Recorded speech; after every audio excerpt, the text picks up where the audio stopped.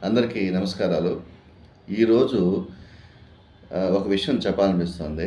జగన్మోహన్ రెడ్డి గారి మాజీ ముఖ్యమంత్రి జగన్మోహన్ రెడ్డి గారు అసెంబ్లీలో ప్రమాణ స్వీకారం చేసేటటువంటి పద్ధతి కావచ్చు, ఆయన మాట్లాడే విధానం కావచ్చు, లేకపోతే ఆయన యొక్క ఫేస్లో ఉండేటువంటి హావభావాలు కావచ్చు, ఆయన యొక్క ఫీలింగ్స్ ఒకసారి కానీ మీరు గమనించినట్టయితే చాలా చాలా ఒక అన్‌మెచ్యూర్డ్ పర్సన్ ఎట్లా బిహేవ్ చేస్తారో ఆ విధంగా బిహేవ్ చేసినట్టుగా అనిపిస్తోంది నాకైతే మరి.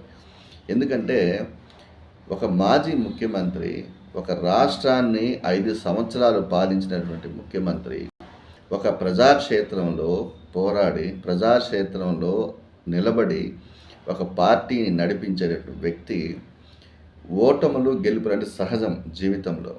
వాటిని సమన్వయించకపోవడం అనేది ఒక లీడర్ యొక్క లక్షణం. అలాంటిది ప్రజా తీర్పు ఇచ్చిన తర్వాత కూడా ఏదో ఆయనకి అన్యాయం జరిగిపోయినట్టుగా, ఏదో అందరూ ఆయన్ని ఏదో మోసం చేసినట్టుగా, ఆయన ఏదో సామెత చెప్పినట్టుగా ఆయన ఒక వైఖరి, ఆయన యొక్క మొహంలో ఉన్నటువంటి మాడిపోయే తత్వం ఇవన్నీ కూడా చూస్తూ ఉంటే ఇది ఒక అన్‌మెచ్యూర్డ్ బిహేవియర్ అని అనిపిస్తోంది. పూర్వంలో కూడా ఎంతోమంది ముఖ్యమంత్రులుగా ఉన్నారు. ఎంతో ముఖ్యమంత్రులు కూడా గెలిచారు. ఎంతోమంది ముఖ్యమంత్రులు కూడా మళ్ళీ ఓడిపోయారు, మళ్ళీ గెలిచారు.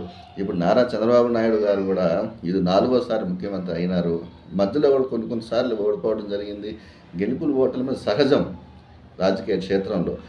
అటువంటి విషయాన్ని తెలిసి కూడా ఒక మెచ్యూర్డ్గా ఉండాల్సిన మనిషి ఇంత చైల్డిష్ బిహేవియర్గా, ఇంత అన్‌మెచ్యూర్డ్‌గా, ఇంత మొండిగా, మూర్ఖత్వంగా బిహేవ్ చేయడం అనేది ఎంతవరకు న్యాయం, ఎంతవరకు అది సమంజసం అనేది తిరిగి ఆలోచించాల్సిన విషయం అనేది ఆయనకి ఖచ్చితంగా ఉంది.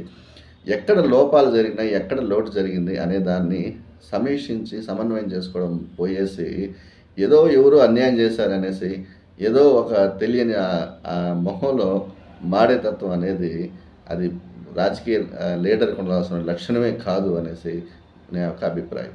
ధన్యవాదాలు.